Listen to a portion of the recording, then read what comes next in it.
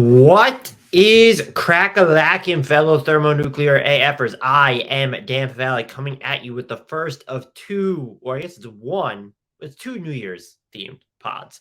I'm going to go through, I did a project where I polled people on every NBA team's biggest regret from the 2022 calendar year. And then we're going to go through New Year's resolutions at some point. Might release it on New Year's Day or maybe the day after, since that's a Monday. So it'll be New Year's resolution for 2023. Before we get started, and we're going through every NBA team here, the link to the actual projects will be in the YouTube and podcast descriptions if you want to read them in full, because I will try and pick up the pace here per the request of some YouTube commenters on segments like these. But the best way to help out the show, and we really appreciate it, subscribe on YouTube, subscribe to all your podcast players, cross-subscribe, do both. Ratings help us a ton. Take other people's phones, rate us from there, download every episode, subscribe, maybe help us climb the charts a little bit on the top NBA podcasts, and also just word of mouth. Recommendations really go a long way. If you do recommend the podcast to someone, tell me, tag us on Twitter, anything along those lines. And also join our Discord channel. The link to that is in the podcast and YouTube descriptions as well. We have a lot of fun in there. And so we get stragglers coming in every couple of days. Let's up that ante. Let's have some good conversations. There's a lot of good conversations going on in there. That'll do it, though. I think that's everything. Follow us on the socials. Those are on the screen if you're on YouTube, or they're in the podcast description. We're at HardwoodKnocks on YouTube, Twitter, and TikTok, and at Hardwood_Knocks on Instagram. Helps us out if you follow us there, too. Let's dig into this, though. So I did every NBA team's biggest regret of 2022, and I think it's kind of important to note that this is not meant to just be a pessimistic exercise. This is, I call it the welcome to the season of no regrets, a glorious time of year in which we reflect on the past 12 months of the NBA calendar, never once actually lamenting our fandom, interest, or the hours upon hours we've spent watching this league. But we dutifully acknowledge that, yeah, things could have always gone better for each and every team, including our favorite team. Now, as far as criteria for this goes, I didn't go with injuries since those are not within a team's control. Regrets are also relative. Some teams barely have any from which to choose, and they force us to split hairs and pick nits and obsess over the particulars. That's perfectly fine. Other franchises, yeah, well, there will be stronger, louder, more painful pangs of if we only had a time machine, or just flat out, oh crap, moments. But many of these mistakes I'm going to point out, they're mistakes right now or regrets right now. It doesn't mean that they're irreversible. And so don't go through this if you don't have a thick enough skin or you think that all these are irreversible. Some of them might be irreversible. And I also think, finally, if you prodded team executives for their responses here, they would give you a bunch of different answers. These regrets are not meant to reflect what the team would say, because they're going to give you the party line. Instead, I informally polled people who cover and follow every team for their thoughts, suggestions, and confirmations, with one goal in mind: spotlighting moves or overarching themes from the year 2022. So part of last season, part of this season, that each franchise should be regretting as of now, as we enter 2023. And the actual last final aside, I did steer clear of anything that wasn't purely related to basketball.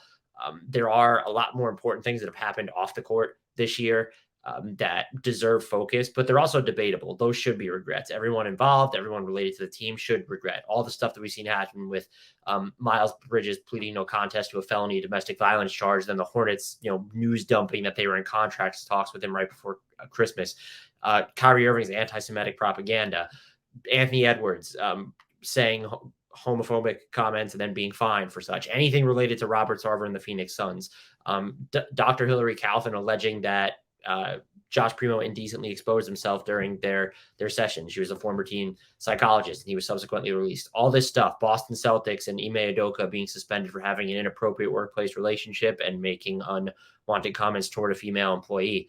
These are regrets. They should be regrets. They just weren't the focus here, and I don't mean to downplay them. They are inarguably regrettable. So I'm not intending to ignore or marginalize them. This is just a basketball exercise, as callous as that sounds. With that, though, as we're already off to a better pace, as I say, I'm going to blow through this. We start with the Atlanta Hawks. This was interesting. The regret I have is trading Kevin Huerter to Sacramento, but also letting Travis Schlenk direct their entire offseason before pivoting into different front office leadership less than halfway through the year. We know that now Dave McMillan's thinking about resigning because because of what's going on in talks. He said that maybe he's thinking about retiring after this year, I believe was the latest. Landry feels like he's already going to make changes. It's weird to let Schlenk go through your entire offseason, spearhead the DeJounte Murray trade, your draft, all that jazz, and then for him to sort of step down midway through the year if he was that close to being fired or demoted, however you want to frame it. You probably should have made that call sooner, I would think, or not let him make such wholesale decisions. But I think that's the easy one here. Look, Kevin Huerter, the Hawks are in the bottom 3 of both 3-point percentage and attempt rate. Kevin Huerter is a lights out shooter who is killing it for the Kings, shooting over 40% on his triples.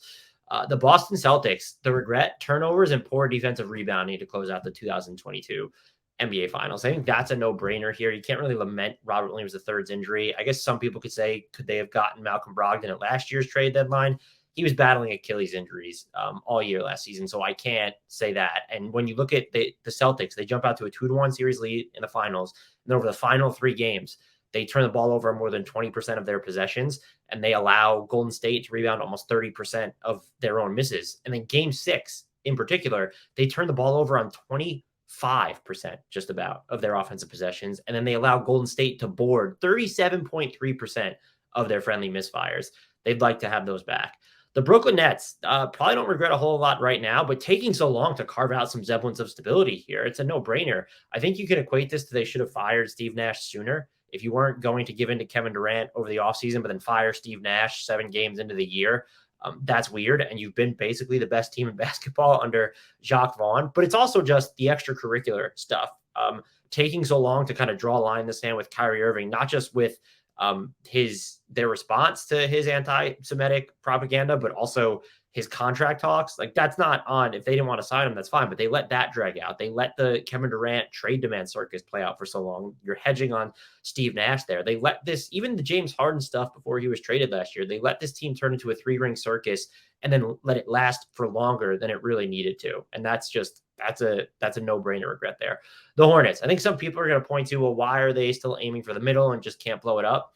How are you going to blow it up with this team? Like, who has net positive trade value aside from LaMelo? There's Cody Martin's not healthy, otherwise he might. But there's PJ Washington, and Mark Williams probably has it at this point, and maybe Kelly Oubre Jr., and that's just kind of sort of it at this point. The Hornets suck right now, and so they don't need to blow it up. They're going to be organically bad. I don't understand why they dealt out of number 13 in the draft. That's their biggest regret. They ended up getting a pick that'll come from the Nuggets. That'll be worse this year. It's going to be way outside the lottery. And then 4 like kind of shitty second rounders. This isn't about them missing on Jalen Duren. Mark Williams has looked pretty good lately, but like, why not take a flyer on, take Mark Williams, the guy you apparently wanted at number 13. And then they could have taken a flyer on Tari Eason or Christian Brown. Imagine any of those guys on this team right now. The Chicago Bulls, their biggest regret has to be whiffing on the 2022 NBA trade deadline. We knew that Lonzo Ball was having knee issues at that point, but the Bulls were married to this win now timeline at that moment, regardless. His injury can't change that, even Alex Caruso being banged up. If you had the chance to flip Patrick Williams for Jeremy Grant or Harrison Barnes, 2 perfect fits that were just sort of floating around on the trade market out there, and you didn't, that's a big miss, because look at just where you're at now. Patrick Williams has kind of shown signs at both ends, but then it's just maddeningly inconsistent at stretches where you don't feel him. And the Bulls are not better off now for keeping him, nor are they more equipped to tear it down and start over because they kept him either. They should have done something to maximize last year when they were 13 games over 500 at the trade deadline. The Cleveland Cavaliers, the Caris LeVert trade, it's not a huge regret, and they have his expiring contract now, but they have other contracts that they get, like Jetty Osman and Dylan Windler. Like, you can step ladder your way with money. Even Kevin Love, if you really needed to bring in a bigger ticket player. But you gave up a first-round pick. You got to keep it this past year, and you ended up sending it out in the Donovan Mitchell trade. But if you still had that just extra first-round pick in your chamber, you could have used it to make a trade this year, or does it save you a pick in the Jazz trade for Donovan Mitchell, where maybe you're not going out as far on the commitments? I doubt it. Maybe Danny Ainge even insists on getting that pick as well. But I think you'd rather have the pick at this point for the flexibility it would provide you on the trade market. I think Caris LeVert, who's had an iffy season and becomes definitely redundant a little bit off the bench as another ball handler when and if Ricky Rubio's healthy. The Mavericks, it's how they handled the Jalen Brunson situation and his eventual exit. I think we can argue that most of the situation played out before 2022 because the Mavericks didn't offer him that 4-year, $55.5 million extension, whatever it was, leading into last season. And I'm sure they would have offered it, and I don't know if they did. I think there's conflicting reports about that. He wasn't going to sign it with the way he was playing last year. I think what's more problematic is they didn't capitalize on his value at the trade deadline, having to know he was a flight risk. Even more so than that, like they didn't put up an aggressive enough offer to even like maybe poach him away from the Knicks. And even if you thought he was already gone to the Knicks, how did you not try to find leverage to broker a sign and trade? You saw the Knicks were going to lengths to create cap space. Was it just a non-starter? And even if you're going to come up with an excuse for all that, there's no defense for just not adequately replacing him. You have Luka being overworked still, even though they've tried to use him in different situations. And then you like Christian Wood, okay, you have Spencer Dinwiddie, but you already had Spencer Dinwiddie. That wasn't an addition. That was just him being promoted essentially because of the Jalen Brunson exit. And now Kemba Walker plus Christian Wood, that's not enough like extra shot creation there. You couldn't even bag Goran Dragic, a friend of Luka Doncic, because you wanted him to be basically a shorter Boban and sit at the end of your bench. You're also not built to make a trade now because you have to convey that pick to the Knicks. So I'll excuse not making a trade, but not just even more capably handling Brunson's exit in general and the fallout from it. You have to regret that. The Denver Nuggets, no major regrets, but I think giving the Thunder a 2027 first-round pick to take on JaMychal Green, it's conditional, protected out to 2029. That has to be a regret. It wasn't an either-or proposition. It was a way of cutting their tax bill, and they are comfortably in the tax now. Also, the Kentavious Caldwell-Pope trade cut their tax bill, but that was also just a really good basketball trade from them. I know the Nuggets got the number 30 pick in last year's draft as part of that JaMychal Green dump. But unless you're in love with Peyton Watson, I would prefer the flexibility of being able to trade up to 2 first-round picks conditionally because of their commitment to, is it Orlando? I think it's Orlando because of the way their commitment to Orlando shakes out. That would be more valuable to them. And I think you could also say, if you want to talk about the Monte Morris trade, there wasn't a way to figure that one out without giving him up because now you saddled Bones Highland with just so much. I think those reps end up helping Bones in the long run. And the struggles are sort of part and parcel here. It's really just I'd rather have the pick. I don't care about saving billionaires money or cutting their tax bill. So even if you had JaMychal Green on the roster, you just don't have Peyton Watson at that point. It's a body count wash. And you could have waived JaMychal Green. Like we're talking about billionaires here and a championship contender who I think needs to more optimally use their best assets. And I don't know that they would have went out and made this huge trade, but those picks to have them, not only are they cost controlled assets down the line, like players down the line, but they're assets you can move in future seasons, even if it's not this one. It just would have been more flexibility. So not a fan of it in hindsight. The Pistons, they're at a point in their rebuild where you can't necessarily regret much unless you think that Jaden Ivey was the wrong selection. Why are you giving Marvin Bagley 3 guaranteed years? I know that he played well and developed chemistry with Cade Cunningham at the end of last year. What was his market that you need to give him $12.5 million a pop? That's above mid-level money. Why did it have to go out so long? He has been bad this year. He's shooting. He's like a effective field goal percentage, sub 45 on jumpers, not hitting his threes. Doesn't make sense in the dual big lineups. Opponents are shooting over 72% at the rim when he's on the floor. And he also hasn't been able to play with Cade Cunningham because Bagley missed the start of the season and came back just as Cade Cunningham suffered his shin injury. So that's just the deal that they should want back. It's not immovable, but it's at least 1 year too long. And it's a net negative asset at this point. The Warriors, look, they're catching some fire right now. Jonathan Kuminga doing great things on the defensive end. Patrick Baldwin Jr. and Ty Jerome have looked fantastic. The fact that the Warriors are dependent on guys named Ty Jerome and Patrick Baldwin Jr. right now, even with Steph out, is very concerning. And they probably should have done a better job of, I won't say keeping veteran bench depth because Otto Porter Jr. barely played this year for Raptors. Gary Payton II has not even played yet for the Blazers. And so they still would have run into issues if they kept those guys, but they could have been more creative in how they filled out the rest of their roster, where you didn't have to re-sign Andre Iguodala. You got Dante DiVincenzo, great ad, and then JaMychal Green hasn't worked out and you're calling it a day. It's just we have Kuminga and Wiseman and Moody, and those guys are going to step up. You trusted the youth and the unproven developmental projects too much. I think you even trusted Jordan Poole too much, playing well right now, but has had a pretty bad year overall. So I would have liked to have seen them even it wasn't a signing, make a trade. James Wiseman, you should have dangled him more for bench depth, in my humble opinion. Someone who might be your 7th best player, because it's not him right now. We'll see if it pans out in the long term, but at the moment, if you think Steph is going to come back and you want to make a run, Wiseman is just not valuable to you. The Rockets, no wild regrets here. If you want, some people might want them to have fired Steven Silas by now. Maybe. I just think they took too long to, uptick, increase Alperen Şengün's role. They've run a lot more stuff from him through Thanksgiving, but even so, you can see dragged down by the beginning of the year, like his touches in the front court are down this season per game compared to last year. His usage is down. That has more to do with probably his shooting. He's also cut down on his turnovers, which has helped too. So I won't read too much into that. And again, they're running more stuff from him. Run even more. There shouldn't, barring foul trouble, there shouldn't be a game where he's playing under 25 minutes. And I think it's good that his, paint touches per 36 minutes are up this season. And like I said, they've really started to juice his volume, juice it even more. He's your best passer right now.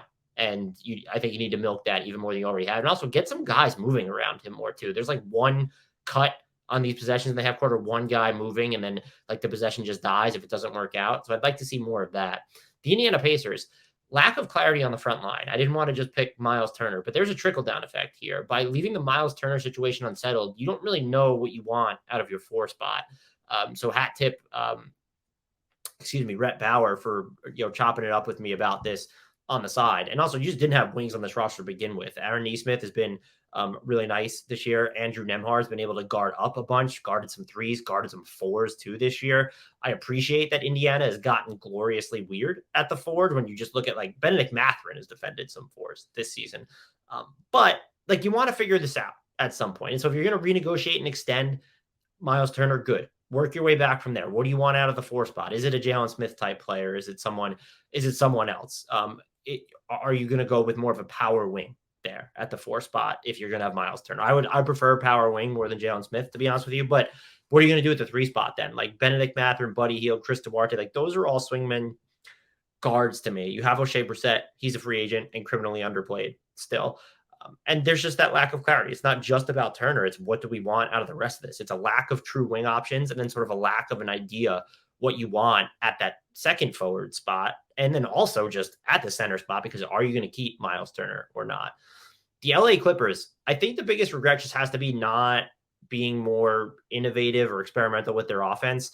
And I would just phrase that as they're 28th in points scored per possession, but they're killing people when Kawhi Leonard is on the court with Paul George and when Kawhi Leonard is on the court without Paul George.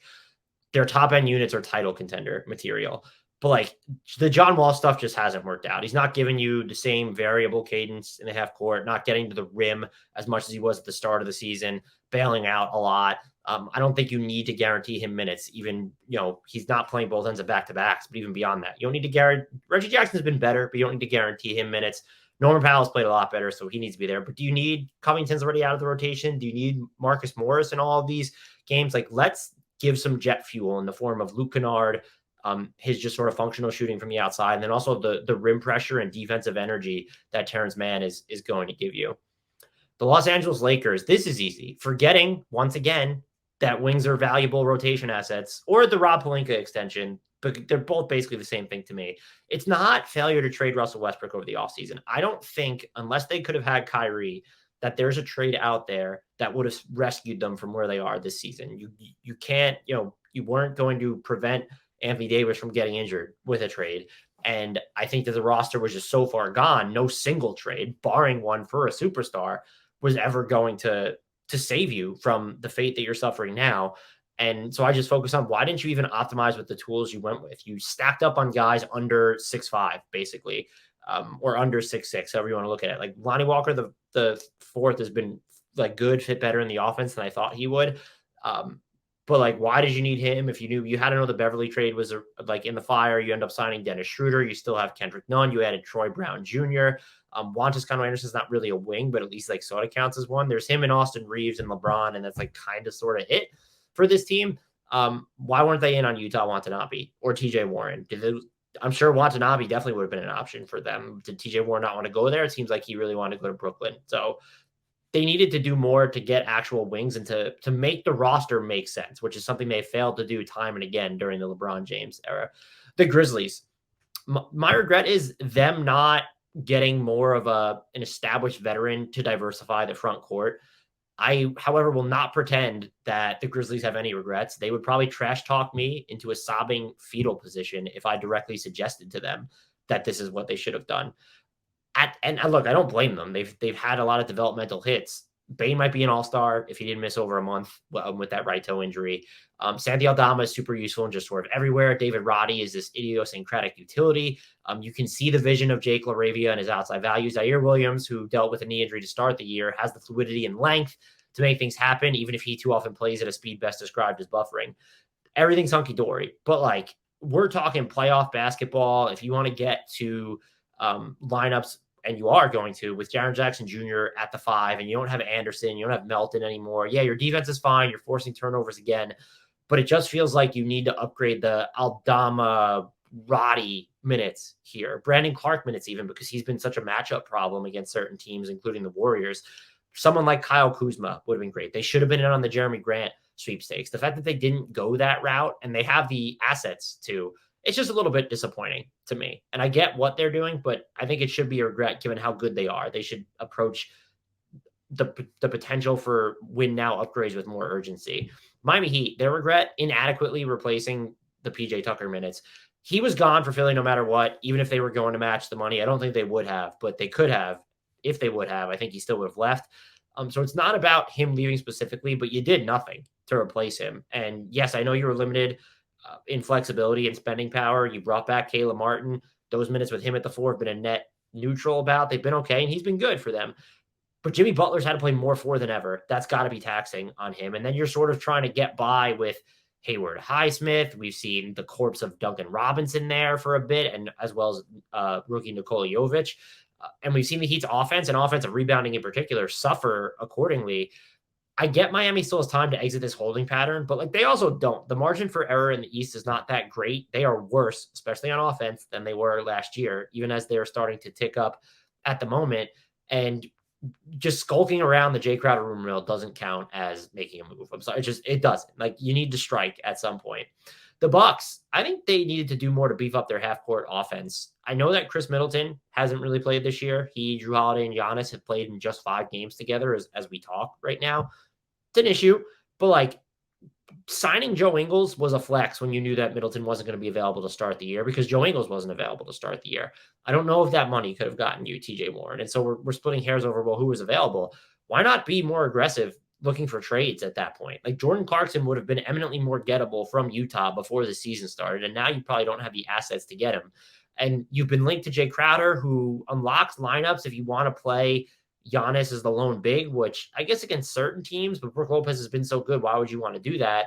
Meanwhile, you're sitting 23rd half-court offense, 26th in half-court offense at the start of December. Middleton might come back, but full health is not assured for this team or any other team. I think the Ingles signing in retrospect might have been a touch too ambitious for them. I just don't know that they had the runway to do that. And I would like to see them linked to, step ladder your way to Eric Gordon will go a long way for this team, even if you have to give up your 2029 first. Would you put Marjon Beauchamp on the table for certain players? Not Jay Crowder. Would you do it for Jordan Clarkson? He's going to be expiring. Would you do it for Eric Gordon? Probably not. But why weren't you in on the Kevin Huerter sweepstakes, given that the Hawks really only got a pick for him? Luke Kennard seems like he would have been gettable from the Clippers. So I would have liked to have seen the Bucks to do more to fortify a half-court offense that was already fragile dating back to last season. The Timberwolves going all in on the Rudy Gobert experiment. It has to be this. Yes, they need more time. Towns missed most of the preseason and a bunch of training camp, I believe.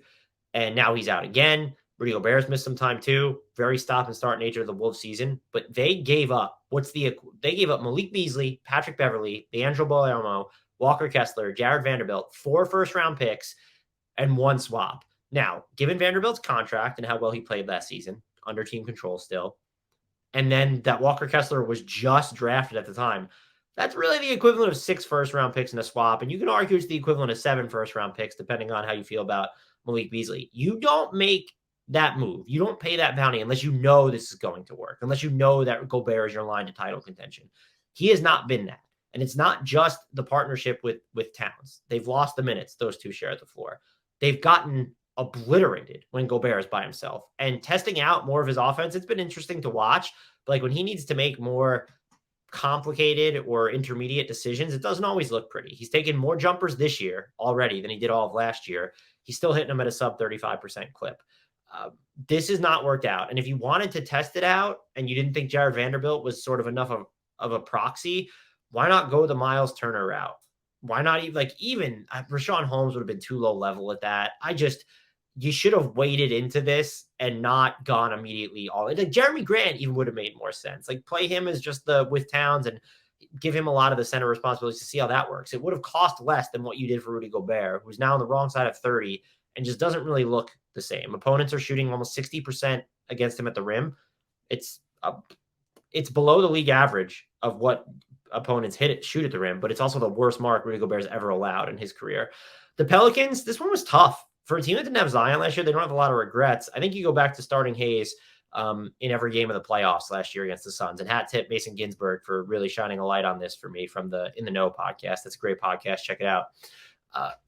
He played 83 minutes, and most of those came alongside Jonas Valanciunas, and the Pelicans were outscored by 21 points in 77 minutes with those two on the court.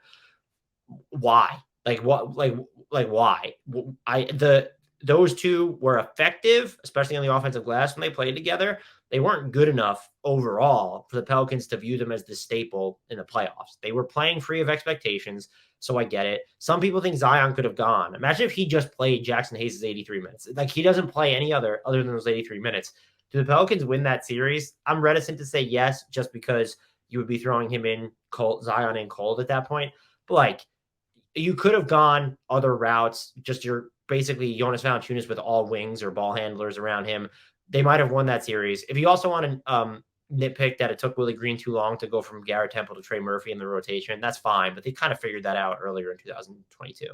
The Knicks, this one's easy. It's taking too long to clear the runway and continuously confounding and obfuscating their direction.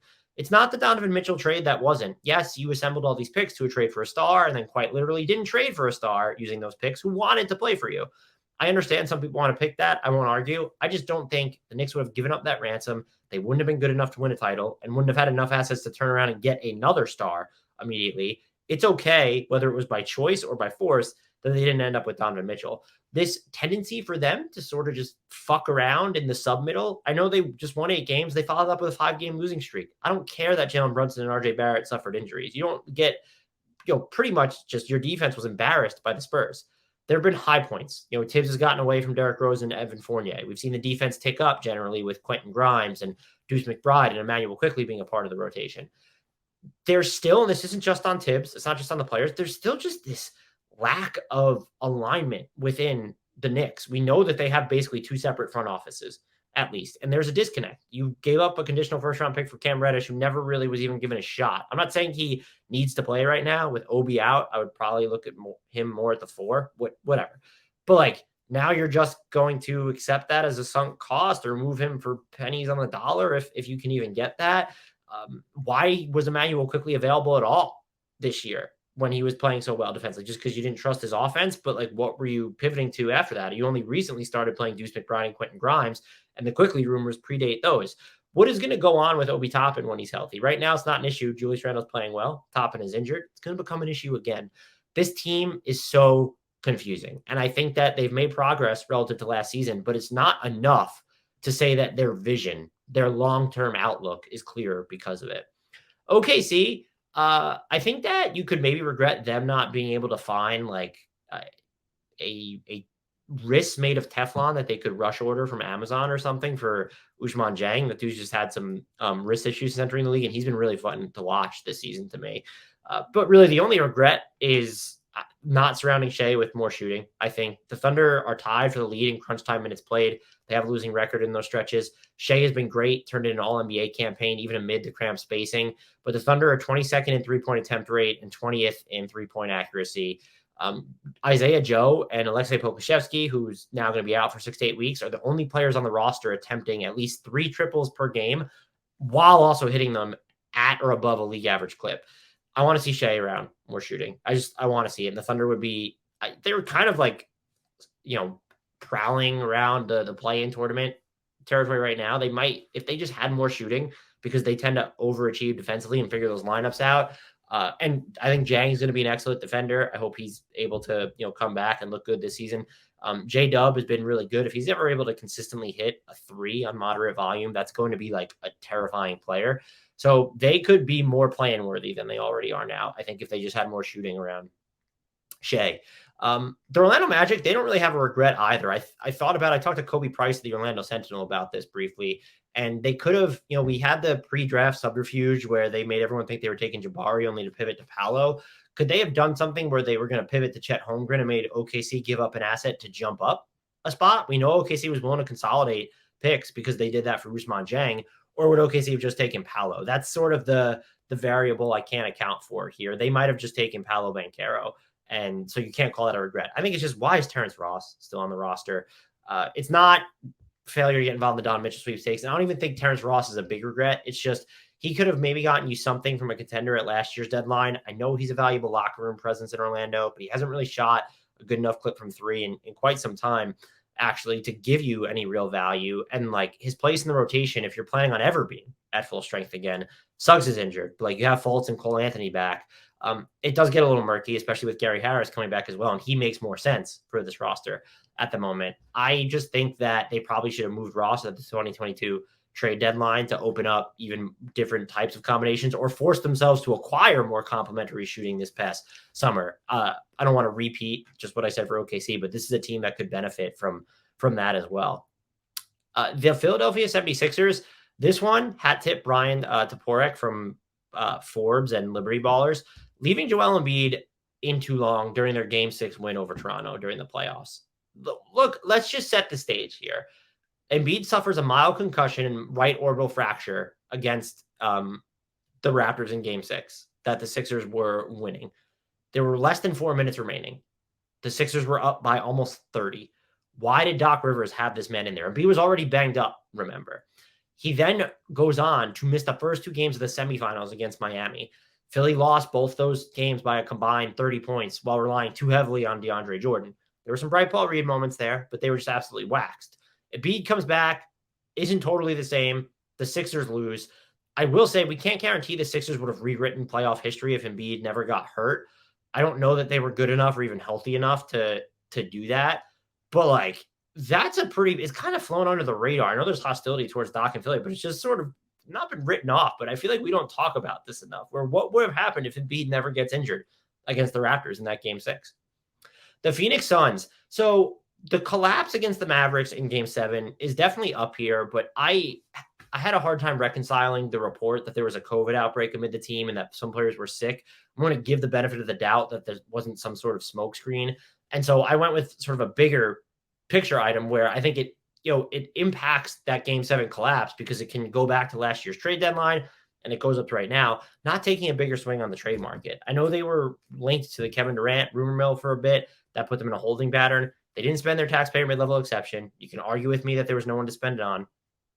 Why is Jay Crowder still on your payroll? Didn't show up, wants an extension. You won't give him one, fine, whatever. Move him. You've now dealt with injuries to Chris Paul, to Cam Johnson, to Cameron Payne, who was having a bounce back year. And now Devin Booker's out for 4 weeks. You just, before I recorded this, lost to the Raptors. DeAndre Ayton just looked completely listless for so much of that game. You don't have enough. Even at full strength at this point, I think you can argue that they need a second best player, a clear second best player, given what's happened. Paul's been a little bit better than probably the national perspective seems to trend, but is he like, this should be the second best player on the team? And then I still think there's too much inconsistency peppered into DeAndre Ayton's game specifically, but also Mikal Bridges's. So why do something, James Jones? Like, you don't get, acquiring Chris Paul wasn't a risk. It happened over the offseason. Make a fucking midseason move, like a real meaningful one, not reacquiring Torrey Craig or something along those lines. Eric Gordon, that's someone who could help them. I don't know if they're one Eric Gordon away right now after the Devin Booker injury, but if you partner him with KJ Martin in that trade, Kyle Kuzma, he's floating around out there. You could try and take a bigger swing. I don't know if Siakam will become available. I do think the Knicks would trade Julius Randle, but it's probably costing you 2 firsts now rather than just expiring. So that would be something to consider. Do something, Suns. Your window to win is still now, and sitting on your ass. I know the Robert Silver ownership transfer complicates matters. It's just not an excuse. This team needed to take a bigger swing on the trade market a while ago. The Blazers, this was tough. Some people might regret the Gary Payton II contract. I think when he actually does debut, he's kind of exactly what they need. They're having depth issues, defensive issues right now. Not having him as part of that, but he's also part of the solution. So can you regret that? If you want to say that they should have blown it up over the offseason even further rather than pivot into the instant turnaround, that's that's not weird. I understand it, but like you can't do that while you still have Dame. And why would you move Dame when he wants to be there? That's just my stance. So I went with they didn't get an extra 2022 first rounder. They had one coming from New Orleans in the CJ McCollum, Larry Nance Jr. trade because of where the Pelicans ended up finishing. That did not convey. And so what happened was they got Milwaukee's 2025 first, which they used that and the trade exception from the McCollum trade to get Jeremy Grant. That's all fine. They didn't get a first round pick when they moved Covington and Powell. That says a lot about how Powell was viewed around the league, I think. But to not even get an extra 2022 first, that could have been a valuable body in what's become a fairly shallow rotation, or just another trade asset. When you turned over so much of your roster, we're talking about 4 players that teams wanted. Robert Covington not playing much right now for the Clippers. They still extended him. Both CJ McCollum and Larry Nance Jr. got extensions in New Orleans. And Norman Powell is like kind of sneaky, like entering the fringes of the 6th man of the year conversation after a really bad start. Just to like Keon Johnson, no, that doesn't do it for me. The Detroit second, I know the Clippers didn't have a first to spare, but like that to not be able to get an extra 2022 first round or even something in just more imminent than 2020, like on top of that 2025, I think that would have gone a longer way for them. And it's not the McCollum trade specifically then, because you get a first round pick out of that. It's giving up Covington and Powell, I believe, without getting a first round pick back. The Sacramento Kings, this one, look, you want to focus on the Tyrese Halliburton trade. I get it. I still wouldn't have made the deal. The Kings are in the playoff hunt right now. Sabonis is going to be an all-star. You can't say that it's a regret when that was the Kings' angle. They wanted another all-star, and they wanted to be in the playoff hunt. Fast forward a few years, we can see where both these franchises are, where Hallie is, what the Pacers are doing, what the Kings are doing, what Sabonis is doing, all of it. For now, that can't be the regret. And just because I don't agree with the trade doesn't mean that the Kings need to lament it at the moment. So I just went with you could look at the wing rotation. You want more of a pure wing than just having Keegan Murray, or there's been Kevin Huerter and Harrison Barnes, but they figured out a way to make it work generally. The backup center rotation, and most recently, they've had a reality check with that, given the thumb injury Sabonis is playing through. That's been an issue. It's Metu's probably been their best, most consistent option after Sabonis. Did they have to bring back Alex Lynn? I don't even like giving him a 2-year deal in the first place in 2021, I think it was always bizarre. They've kind of punted on Rashawn Holmes until recently. Should they invest more in a renaissance for him? Should they try to move him? Does he still have value? But the big man rotation behind Sabonis is sketchy. And when you're talking about high stakes playoff minutes or high stakes minutes, that doesn't matter. But he's also playing through an injury. And you kind of recognize like, oh, there's going to be, let's say, a minimum of 10 to 13 minutes a game that he's not on the court. And you want to be able to hold up for those as rim protection, or not someone who needs to like facilitate the offense the way he does, but just is at least competent on defense and can like hit some shots, set some screens on the offensive end, and not doing more. Maybe keeping Damian Jones, who's been like non-existent for the Lakers, but play well for the Kings last year. That's something they maybe should have looked into. The Spurs, this is tough. They're in the bottom by design. You could say, oh, they didn't trade Josh Richardson or Doug McDermott or Jakob Poeltl yet. That's just not a regret. Those guys aren't ruining their tank. And it might even make more sense to re-sign Jakob Poeltl after this season. I think it's not bringing in a veteran floor general after the DeJounte Murray and Derek White trades, just to sort of help streamline the development of everyone else. You have gained valuable intel on Keldon Johnson, who looks overstretched in his role, but still, you know what he is. Devin Vassell, nice pick and roll maestro now. And then Trey Jones, steadying hand, still probably shouldn't be running the offense as a starter or playing starter minutes. Someone else, I don't know who it would have been, but like they had the flexibility just to bring in, oversee the kids, to provide some half-court structure, consistent game managing. They don't have that right now. And I'm not saying that they need to. Like they are bad. They are organically bad. That's what they wanted to be. And they are exploring the depths and limitations of their roster. But you get to a point where it's like, okay, you kind of want to, if things aren't working out for someone, it's nice that you get to test Jeremy Sohan at point guard units, but like if things aren't working out and you want to take the ball out of Keldon Johnson's hands a little bit more, it gets a lot harder to do that. And that would have been nice to see if they could get just like a veteran guy to come in and help steer the ship. The Raptors, prioritizing Project 6-9 over roster balance and actual needs is definitely a regret. The half-court offense, still bad. The defense lately, been god-awful. They've dealt with injuries. Preston Achua isn't playing. Otto Porter Jr. isn't playing. Fred VanVleet and Pascal Siakam missed time. But once again, they are so reliant on ISOs and then their key players. OG, Pascal, and Fred VanVleet all rank in the top 10 of minutes per game. Scotty Barnes playing a bunch, not worried about him, hasn't been as good as last year. At the very least, hasn't made a leap. Like, why was this a team that it felt like, oh, they were involved tangentially in the Kevin Durant rumors, but they were never linked to Donovan Mitchell? Too small or not worth it. And if, okay, fine, you don't want them to go for a star trade. They were good enough last season to say, well, let's think medium size. Like, why? Like Eric Gordon, someone else for this team. That would have made a ton of sense. I still think they should have been involved in the Mitchell trade, not to necessarily belabor that. But like, even being on the markets of like when you've seen these lower level assets become available, where they weren't one of the teams that was linked to having interest in Emmanuel quickly. Maybe you don't trust his offense, but his defense sure would have fit this team the way that he likes to pressure guys, just to name one. So why? Like, why weren't you involved in someone who could help you create in the half court, on someone who I guess might give you even more defensive depth with the way that you want to defend, I suppose? Or why weren't you showing more flexibility in the schemes that you're having, where you just want to play this exhaustive style of defense that is going to grate on your players, especially when they're playing so many minutes? I really just think that they needed to, that they've typecast themselves too much. And that's almost their search for versatility and positionless basketball basically has actually led them into this very rigid state where now it's, okay, well, if you don't want to make a buy now move, I'm not saying it needs to be for a star, medium-sized guy, but if you're not willing to do that, then it's time to just blow everything up and retinker around Barnes and Siakam and Anunoby, or maybe just Anunoby and Barnes. The Jazz. This is interesting.